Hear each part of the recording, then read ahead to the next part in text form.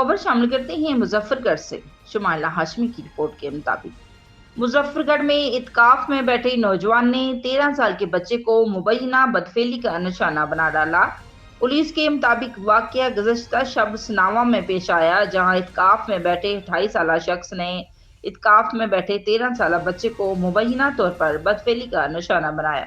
मुतासरा बच्चे ने पुलिस को बयान दिया कि मुलजम ने इत्काफ के दौरान अपने बिस्तर में ले जाकर उससे बदफेली की। मुलजम ने उसके मुंह पर हाथ रख दिया, जिसकी वजह से वो शोर ना मचा सका। मुतासरा बच्चे के वालिद की मदयत में मुलजम के खिलाफ ज्यादती का मुकदमा दर्ज कर लिया गया है और पुलिस ने वाक़े की मजीद तफ्तीश और मुलजम की तफ्तीश शुरू कर दी है।